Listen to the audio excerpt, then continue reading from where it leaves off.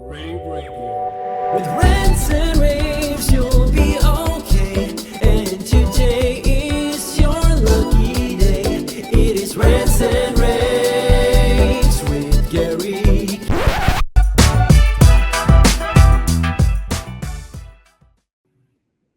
Hi, everyone. Welcome to another episode of Rants and Raves. Very excited about this pre-InfoComm episode. I have Philip Nelson with me, who's the founder of Nelco Media Inc. And today he's going to be talking a little bit about a few of the sessions and a special tour that he's doing at InfoComm. But first of all, Philip, I wanted to thank you for joining me. Steph, thanks for having me. I'm excited to be here, and I love ranting and raving. Don't we all? So first of all, why don't you tell me a little bit about yourself and your history in the AV industry? I find that so interesting to ask people because no one ever got here in like a straight line trajectory, you know? Yeah, I started in broadcast television back in the 1980s, produced a lot of high school, college sports content, was nominated for an ESPY back in the day for a famous piece of video before the internet that was two mascots getting into a real fight. But then I moved to NewTek, and I was a C-level executive at NewTek, which created the video toaster. And during my time at NewTek, I wrote the design document for TriCaster, named it, launched it, and was nominated for a technical Emmy for that. And through my time at NewTek, I built out the streaming workflow in the early pioneering days. So I built out streaming workflow for the NBA, the NFL Network, the National Hockey League, the ESPN X Games, MTV Video Music Awards. The list goes on and on. But we also, one of the cool ones that we did is we really launched the whole idea of celebrity podcasts and broadcasting. So I worked with a comedian named Tom Green to launch what he called WeboVision, and that was live from Tom Green's house with NewTek technology. And leading us forward, Joe Rogan was actually a guest on Tom Green's show and said, "Hey, I need to do this." And Tom introduced me to Joe, and he got a TriCaster back in the day and started the Joe Rogan podcast. So, I've been working with NewTek. I was at NewTek for over 20 years.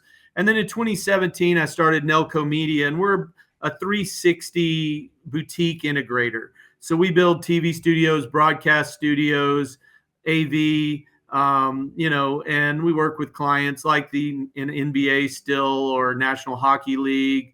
And we did Joe Rogan's new setup in Austin. So I'm just a video nerd, and I help a lot of people geek out on live broadcasting. This is very cool. So what this has told me is that you have a lot of thoughts probably on where AV and broadcast technology meet. Yeah, I mean, IP video has changed everything.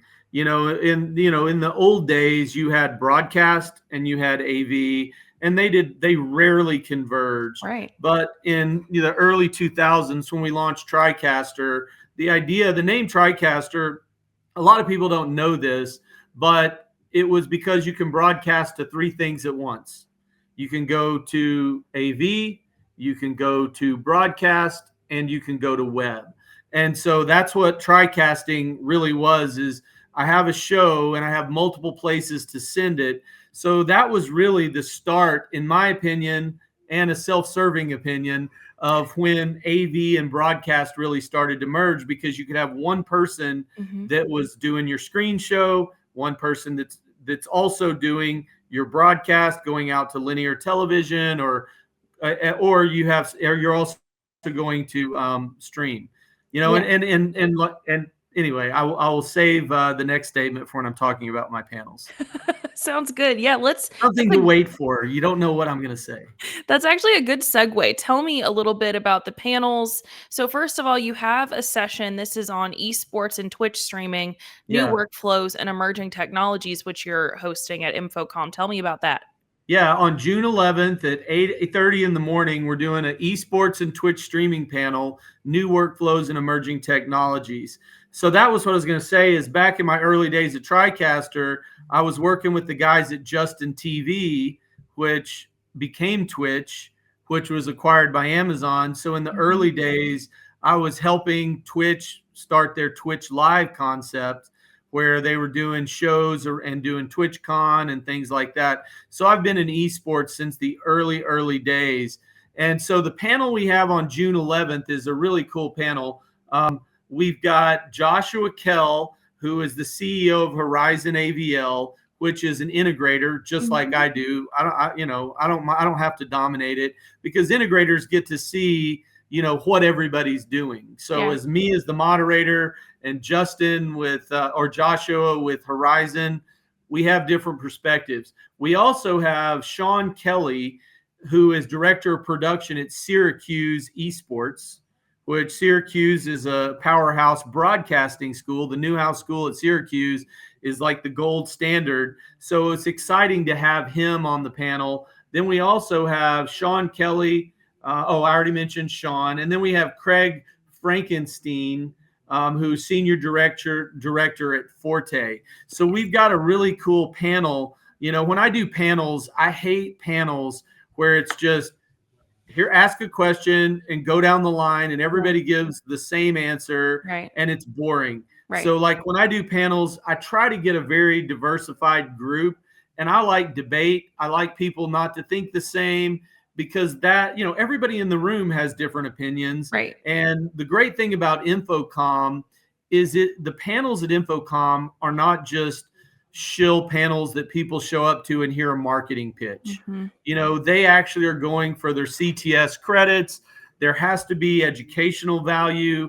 And so the goal with this esports panel is to, one, talk about it from an integrator's perspective, because if you're building, like we did a esports practice facility for Concordia University.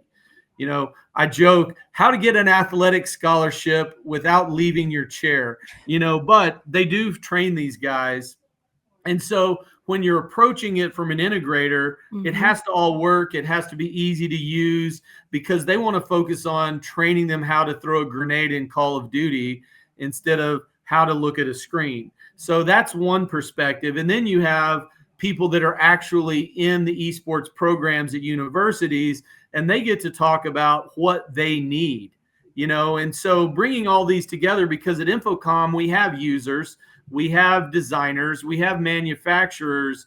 And I think it's important in these panels that you get those multiple perspectives, and we don't put 20 people on a panel, because I want to have time for everybody to, if somebody asks a question, I want to be able to answer those questions, because those people are there for credits, and we want to be able to deliver knowledge from different perspectives. So that's an exciting panel that we're doing this year. Yeah, absolutely. So we've got that. That's on June 11th. That's at 8:30 in the morning, in room W312C.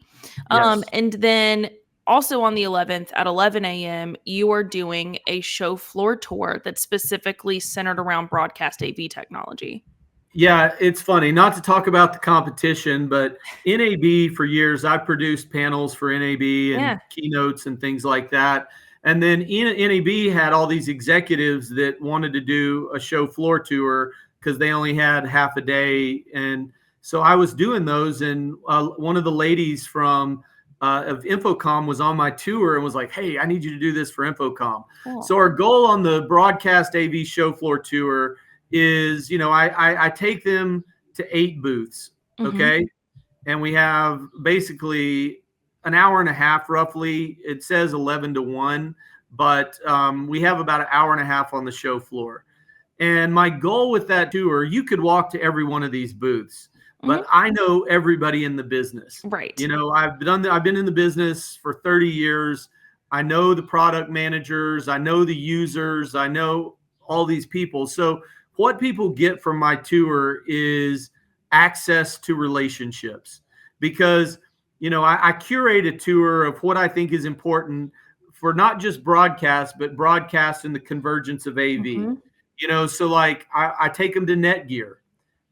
Without good infrastructure, nothing works anymore. Exactly. Baseband video is still there, but it's fading away. And so we talk about these things. Also, when they're on the tour, they have access to a person at the booth that they've met that is not just a marketing person. Mm-hmm. It's not the person working the booth scanning the badge. So I give them this hour and a half, 2 hour roughly show floor tour, but now they have a business card. Mm-hmm. They know what they've discussed. They can go back to that booth and go deep dive with somebody who truly is a subject matter expert. Because what I try to get, I don't want product marketing people doing the talk. I like sales engineers, product managers, people that may not be on the show floor every minute because they're in meetings. And I want the people on my tour to get access to those really technical people so that we can deep dive on it. Yeah. So that's the concept of the show floor tour. And, everybody that's gone on my tours at InfoComms in the past have been like, dude, I can't believe I met this many people in 2 hours. Right. No, and especially for someone who's new getting into broadcast AV, Right. like that's going to be very, very valuable to them, because a lot of times I think like the hardest thing is like, where do I even start? Right.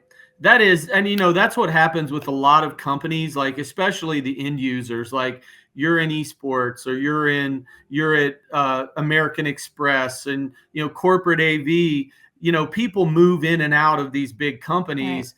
Right. And then they're thrown into, hey, we've got to do all this. And today in 2025, it's not just setting up a camera and some lights and a mic.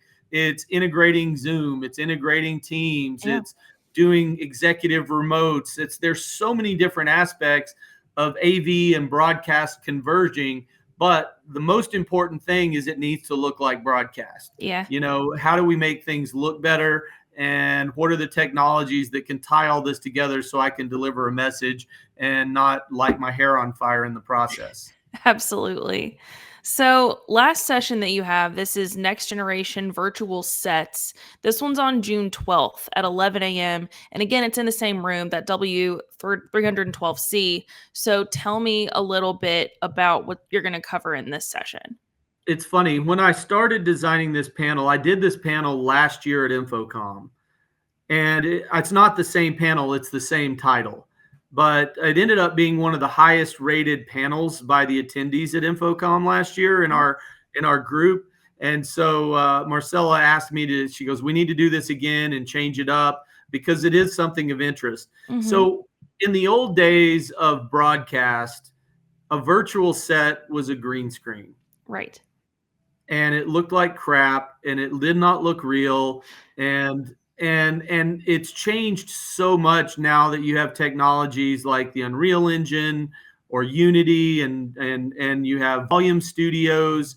And so for this panel, what's really cool about it is I have, once again, I focus on a cross section of specialties. So I've got, I'm moderating the panel. We've got, and I'm going to butcher the pronunciation of his name and I apologize, but Chris Critchlow is the managing director of CFlex. We've got Todd Bryan, who is the director of production at New York University.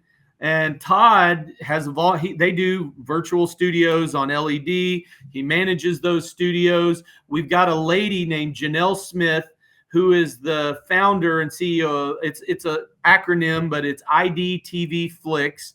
But she is a producer. She did one of the shorts for Sin City for Robert Rodriguez called Zorro Girl. And so they did it all in the Sin City style where it's virtual production concepts. So we're going to show some clips of that. And so she also is a stunt coordinator. So from her, we're going to hear what it's like as a producer and an actress and, in those stages. And then we also have a guy named Nate Strayer who has Stray Vista Studios, which is, I think, the largest volume studio in Texas. Nice. Now, for people that don't know virtual sets, what a volume studio is, it's basically, instead of building sets in a studio, they have LEDs on the walls and ceiling, and then they use game engines for the most part to create content. So the actors are acting in the environment. The lighting is coming from also the environments that they're creating in those 3D worlds. So like Mandalorian was one of the most prominent, Mhm. for anybody on the planet to know what a virtual studio show looks like, where they're shooting it in those volume studios. So some of the things we're going to talk about in this panel, because we know we have integrators in the room, we have users in the room, we have tire kickers that just want to learn about it, and we have manufacturers. We're going to talk about challenges that he faces in his studio Cool. for clients that come in. Mhm. Lighting, how do we prep for lighting? What can you do to make sure your content is going to work in those virtual studios? Because it's truly all about the workflow. So we have couple of guys that use volume studios. We have a producer, actress, stunts. And so this panel is really going to be fun. And for people that are looking at the next gen, this is where it's going. Like at Nelco Media, I have cities that are now, they have a city studio to do their broadcasts for the city. We're building one right now for the city of Baytown, which it's an LED wall and floor. It's not a full volume, but it allows them to, change what they're doing very quickly as long as they have the assets. So that's what we're going to accomplish in this next gen virtual sets panel. Is we're going to deep dive into where it's going, how to work in it, and some of the challenges that people face in those studios, because it's different. Right. That's very cool. Well, last question I have for you is, where can people sign up for all the two sessions and the one tour?